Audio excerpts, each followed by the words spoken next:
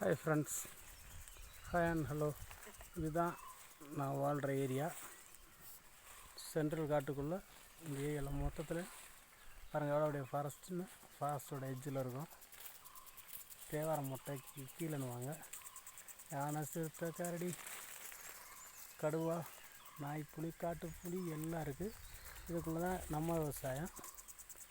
தண்ணி ஓடிக்கிட்டு இருக்குது பார்த்தீங்களா.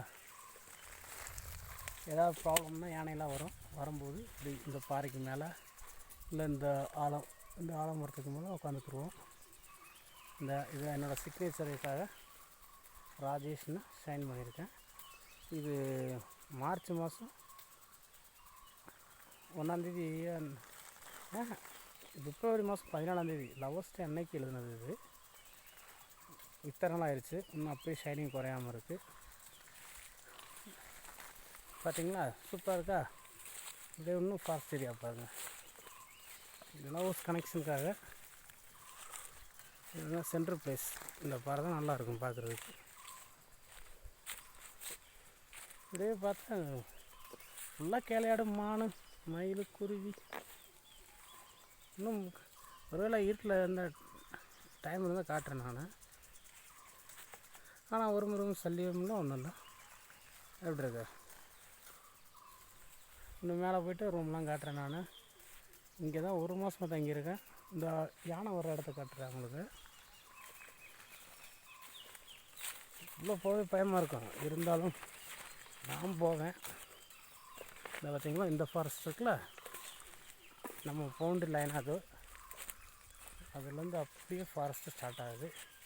அப்படியே லட்சக்கணக்கான ஏக்கர் அந்த பக்கம் போகுது. Full forest. இதுக்குள்ளே தான் இருந்தால் எல்லாம் வரும். இந்த லாஸ்ட்டு மரம் இருக்குது பார்த்தீங்களா, அதுக்கு வந்து எப்போ வேணாலும் சிறுத்தையோ, நாய், பண்ணி, யானை எது வேணாலும் வந்து அட்டாக் பண்ணலாம். கத்தி, உயிருக்கு பயந்தவங்க இங்கே வாழ முடியாது. இது பயப்படாமல் வாழ்கிறது மட்டும்தான் இங்கே. ஆனால் இங்கே தண்ணி வர்றது இந்த மேலே உயரமாக இருக்குது பார்த்தீங்களா, அந்த ஃபாரஸ்ட்லேருந்து தான் தண்ணி எடுக்கிறோம். பல குகைகள், பல இதெல்லாம் தாண்டி சூப்பராக பண்ணுறோம். இப்போ எனிவே, நான் வாழ்ந்த வாழ்க்கை, நான் இருந்த இடம், நம்ம இடம் எப்படி இருக்கு பாருங்கள். அந்த என்ட்ரி தெரியும் பார்த்தீங்களா, அதுலேருந்து அப்படியே தமிழ்நாடு.